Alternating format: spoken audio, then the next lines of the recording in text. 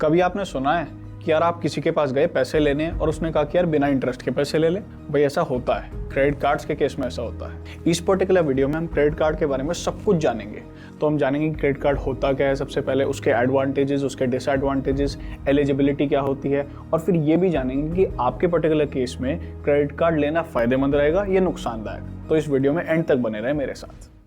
Credit card basically एक mini loan की तरह होता है जो हम बैंक से लेते हैं और हमें अप टू 45 डेज या 50 डेज तक एक इंटरेस्ट फ्री लोन मिल जाता है। अब क्रेडिट कार्ड भी डेबिट कार्ड की तरह एक प्लास्टिक का कार्ड होता है जो बैंक हमें इशू कर देता है और उसकी एक क्रेडिट लिमिट होती है कि भाई आप इतने तक का खर्चा कर सकते हो और सभी पेमेंट्स अपनी क्रेडिट कार्ड के थ्रू कर सकते हो। अब क्रेडिट कार्ड एक नॉर्मल यूजुअल जो हमारा पेमेंट मेथड्स है उससे डिफरेंट कैसे होता है? फॉर एग्जाम्पल हम डेबिट कार्ड से पेमेंट करते हैं। अब डेबिट कार्ड एक प्रीपेड सिम की तरह होता है कि भैया अगर हमारे पास पैसे पड़े हैं सिम में तभी हम कॉल कर सकते हैं। ऐसे ही अगर हमारे खाते में यानी हमारे बैंक अकाउंट में पैसा पड़ा है तो ही हम किसी मर्चेंट को पेमेंट कर सकते हैं, क्योंकि हमारा जो डेबिट कार्ड है वो हमारे बैंक अकाउंट के साथ लिंक्ड है। तो जितना पैसा हमारे अकाउंट में है उतना ही पैसा दिया जा सकता है। Credit card on the other hand bank जो होता है हमारे बिहाफ पे पेमेंट्स करता है। तो फॉर एग्जांपल हमारी एक बिलिंग साइकिल है जो 1 तारीख से 31 तारीख तक है, पूरे महीने की है। अब जितनी भी हमारी पेमेंट्स क्रेडिट कार्ड से होंगी वो सारी पेमेंट्स बैंक कहेगा कि भैया मैं आपके बिहाफ पे पेमेंट्स करता रहता हूँ। मिस्टर एक्स को 100 रुपये दिए, मिस्टर वाई को 20 रुपया दिया, मिस्टर जेड को 200 रुपया दिया, ऐसे करके वो पेमेंट्स करता रहेगा हमारे बिहाफ पे up to our credit limit. और फिर जब हमारी बिलिंग साइकिल खत्म हो जाएगी, फॉर एग्जांपल पूरा महीना खत्म हो गया, तो नेक्स्ट डे यानी 1 तारीख ऑफ नेक्स्ट मंथ वो हमें एक बिल इशू कर देगा कि यार आपके बिहाफ पे मैंने इतना इतना पैसा खर्च करा है और आप 15 तारीख तक मेरे को ये सारा पैसा मेरा वापस कर दो, या 20 तारीख डिपेंडिंग ऑन दी केस। अब ऐसा नहीं कि यार क्रेडिट कार्ड हर बंदे को इशू कर दिया जाएगा। क्रेडिट कार्ड इशू करने से पहले बैंक्स या फाइनेंशियल इंस्टीट्यूशंस कुछ चीज़ें चेक करते हैं। और ये चेक किस लिए करते हैं? सबसे पहले तो ये देखने के लिए कि क्या बंदे को कार्ड देना है, और उसके बाद अगर देना है तो उसकी क्रेडिट लिमिट कितनी रखनी है।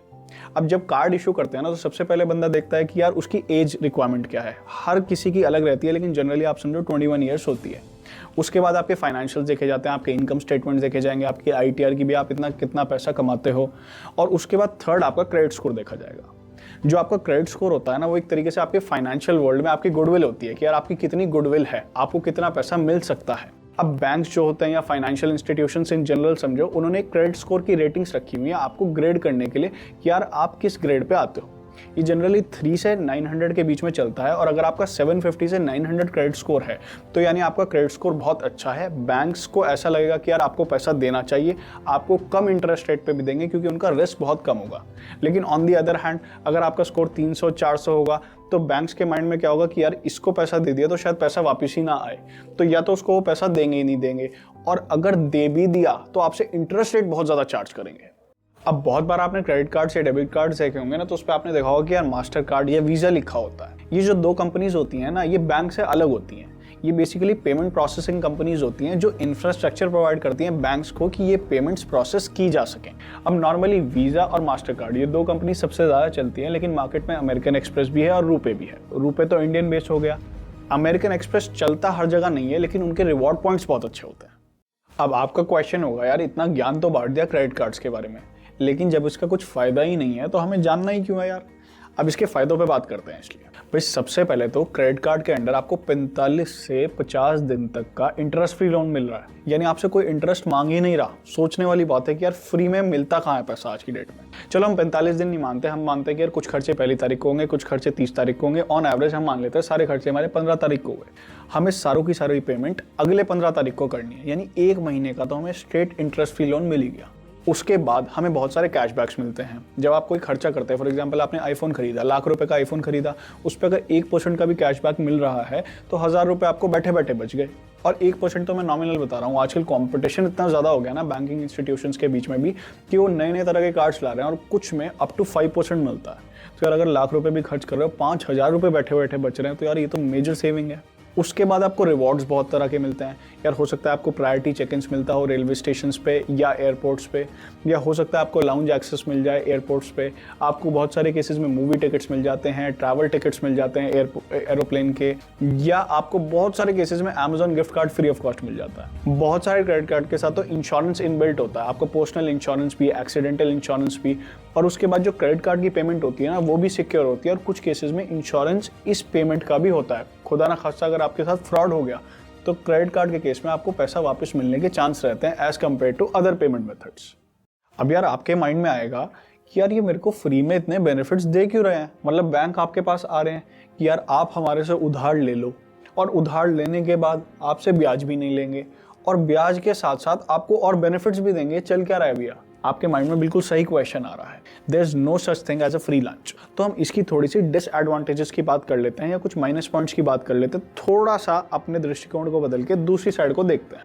सबसे पहले तो जब आपको क्रेडिट कार्ड इशू होता है ना, तो उसका एक एनुअल चार्जेस होता है, लेकिन ये एनुअल चार्जेस आप इजीली वेव ऑफ करा सकते हैं। भाई हर बैंक में या हर कार्ड में अलग अलग तरह के कार्ड्स आते हैं, तो हर कार्ड की अलग लिमिट होती है। एक एग्जांपल पकड़ लो, मोटा मोटा आप 2 लाख रुपए का खर्चा कर दोगे पूरे साल में, जो कि हो सकता है। भाई आपने खर्चे तो करने ही है, क्रेडिट कार्ड से कर दिया, तो वो 2 लाख रुपए अगर आप खर्च कर देते हो तो आपको easily annual charges wave of हो जाते हैं। ये लिमिट अप भी हो सकती है, थोड़ी डाउन भी हो सकती है, डिपेंडिंग ऑन योर कार्ड। उसके बाद बैंक आपसे कैश विड्रॉल पे कुछ पैसा काटते हैं। तो फॉर एग्जांपल आपने कैश विड्रॉ करा तो 2% या 3% आपका चार्जेस के रूप में कट जाएगा। फिर थर्ड उनकी इनकम ये होती है कि जब आप किसी को पेमेंट करते हैं, फॉर एग्जांपल आपने किसी मर्चेंट को पेमेंट करा, 100 रुपया पेमेंट करा, मर्चेंट के पास 100 रुपये नहीं पहुंचेगा, उसके पास 98 रुपीज़ पहुंचेगा। तो जो 2 रुपया हो गया वो सीधे के सीधे वीज़ा और मास्टर कार्ड की जेब में जाएगा, या कोई और ऐसी कंपनी जो ये पेमेंट प्रोसेस करा रही है। अभी जो 2 रुपया है, ये फिक्स चार्ज 2 रुपया नहीं है, ये परसेंटेजेस की फॉर्म में होता है कि 2% ऑन एवरेज, कुछ अप या कुछ डाउन भी हो सकता है डिपेंडिंग ऑन दी सर्कमस्टांसेस। अब क्वेश्चन अराइज हो कि यार जो मर्चेंट है वो 2% कम क्यों लेगा यार?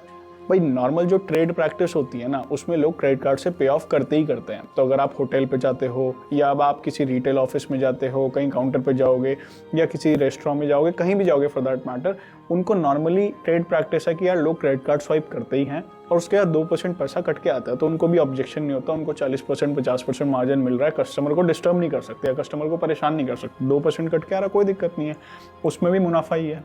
लेकिन कुछ केसेस ऐसे होते हैं, जैसे फॉर एग्जांपल इलेक्ट्रॉनिक खरीदने गए आपने लाख रुपए का लैपटॉप लिया, लेकिन वहाँ पे यार बंदे का मार्जिन ही 1-1.5 हज़ार रुपये था, वो 2% कटवा के बिल्कुल भी पैसा नहीं लेगा। तो जनरली इस केसेस में वो खुद ही बता देते हैं कि यार आपको 2% एक्स्ट्रा देना पड़ेगा, और वो क्रेडिट कार्ड यूज़ करने के केस में। तो वो जेन्युइन प्रैक्टिस है, उसमें कोई इशू नहीं है। लेकिन ये तो सब थे नॉमिनल कमाई। ये सारी इतनी जस्टिफाई नहीं कर पा रही कमाई कि आपको बेनिफिट्स भी दिए जाएं, आपको इंटरेस्ट फ्री लोन भी दिया जाए, और इतनी सारी पर्क्स दी जाए। क्योंकि जो बैंक की मोटी कमाई होती है ना, वो होती है इस तरीके से। और वो तरीका क्या है? जब आप पेमेंट करते हो 15 तारीख को, और खुदा ना खास्ता अगर आपने डिफ़ॉल्ट कर दिया 15 तारीख की पेमेंट में, जब आप रीपे करते हो बैंक को, एक दिन के लिए भी अगर आपने डिफ़ॉल्ट कर दिया, तो आपको उसके ऊपर ब्याज देना पड़ता है। और ब्याज आपको एक दिन का नहीं देना पड़ेगा कि यार एक दिन लेट हो गया, आपको ब्याज देना पड़ेगा सीधे उस ट्रांजैक्शन डेट से। अगर आपने 1 तारीख को, पिछले महीने की 1 तारीख को आपने पे ऑफ करा था, कोई मर्चेंट को पैसा दिया था, तो आपको पूरे 45 दिन और एक दिन जो आपने डिफॉल्ट करा, पूरे 46 दिन का आपको ब्याज देना पड़ेगा। और ये ब्याज भी हल्का नहीं होता यार। नॉर्मली अगर आप होम लोन देखो या कार लोन, एजुकेशन लोन देखो, 8% या 10% होता है पर एनम के बेसिस पे पूरे साल का। लेकिन इनका जो ब्याज होता है 35 से 40% होता है, 35 to 40%, मतलब ऑलमोस्ट 5 गुना आप समझो इंटरेस्ट वो लेते हैं। तो यहाँ पे उनकी मोटी कमाई होती है, और खाली इंटरेस्ट नहीं, कुछ लेट फीस भी लेते हैं। तो जब आप डिफॉल्ट करते हैं उस केस में आपको एक मैसिव अमाउंट देना पड़ता है, और वहीं पे बैंक की कमाई होती है। अब क्रेडिट कार्ड्स के बारे में आपने कुछ फायदे सुने और कुछ नुकसान देखे, तो आपकी जजमेंट में मैं आपसे रिक्वेस्ट करूंगा कि आप इस वीडियो को अभी 1 मिनट के लिए पॉज करना, और फिर उसके बाद कमेंट्स बॉक्स में लिखना कि यार आपके हिसाब से क्रेडिट कार्ड लेना फायदेमंद है या नुकसानदायक है। उससे क्या है, एक तो आपको जजमेंट पता चलेगा कि यार आपको कैसी जजमेंट मिली है इससे, और दूसरा क्या है, आपको थॉट प्रोसेस भी पता चलेगा कि यार आप सोच कैसे रहे हो। और फिर जब मैं आंसर बताऊंगा तो उससे आप अपने आप को जज कर पाओगे कि यार आप फाइनेंशियली सही सोच भी रहे हो चीज़ों के बारे में या नहीं। अब आता है आज शाम का 1 करोड़ का क्वेश्चन, क्या हमें क्रेडिट कार्ड लेना चाहिए या नहीं, हमारे लिए फायदेमंद है या नहीं। भाई लॉन्ग स्टोरी शॉर्ट, अगर आप डिसिप्लिन्ड हो अपने फाइनेंसेस को लेके तो आप क्रेडिट कार्ड ले सकते हो, लेकिन अगर आप डिसिप्लिन्ड नहीं हो तो आप बिल्कुल इन चक्कर में नहीं पड़ना। उसका रीज़न क्या है? भाई देखो, हम खर्चे तो कर ही रहे हैं, हमें ग्रोसरीज भी लानी है, हमें अपने खर्चे भी करने हैं, रेंट भी पे करना है, मोबाइल्स भी लेना है, या कुछ भी खर्चे करने हैं। हम हो सकता है डेबिट कार्ड से कर रहे हैं, उसकी जगह क्रेडिट कार्ड से कर देते हैं। क्रेडिट कार्ड करने से तो हमें लोन मिल गया, उसके बाद हमें रिवॉर्ड्स मिल गए, उसके बाद कैशबैक मिल गया, तो हमें फ्री के बैठे बैठे बेनिफिट्स मिल रहे हैं। लेकिन on the other hand normally होता क्या है, जहाँ पे क्रेडिट कार्ड का केस उलझता है किसी भी बंदे के लिए, और 99% लोगों के लिए इसी तरह उलझता है, जब वो लोग क्रेडिट लिमिट को अपना पैसा मान लेते हैं। भाई हमें क्रेडिट लिमिट मिल गई 2 लाख रुपए की, अब तो ये 2 लाख रुपए मेरा हो गया, चल यार आज खाते भी हैं, पीते भी हैं, वेकेशन पे भी जाते हैं, दबा के खर्च करते हैं। अब तनख्वाह मेरी 30,000 रुपए थी, अब मैं 30,000 रुपए से उसके बैंक के 2 लाख रुपए कैसे पे ऑफ करूंगा? यानी 15 तारीख जब आएगी, जिस दिन मेरे को उनका पैसा सेटल करना है, उस दिन मैं पैसा सेटल ही नहीं कर पाऊंगा। फिर high interest rate, late fees, और उसके बाद फिर उस पैसे को पे ऑफ करने के लिए बैंक के पास जाऊंगा कि भैया आप मेरी EMIs बांध दो, और फिर मैं धीरे धीरे डेट के एक ट्रैप में फंस जाऊंगा। उसके बाद मेरे को पैसे की हमेशा दिक्कत रहेगी, और जो मैंने फाइनेंशियल डिसीजन क्रेडिट कार्ड का लेने का इसलिए लिया था कि यार मेरा कुछ फायदा हो, वो एक्चुअली मेरा बहुत बड़ा नुकसान बन जाएगा। उम्मीद करता हूं कि आज इस वीडियो से आपको बहुत सारी इन्फॉर्मेशन मिली होगी। अगर आप चाहते हो कि मैं रेगुलरली आपके पास आता रहूं तो इस चैनल को अभी सब्सक्राइब करें। मिलते हैं नेक्स्ट वीडियो में। Until then.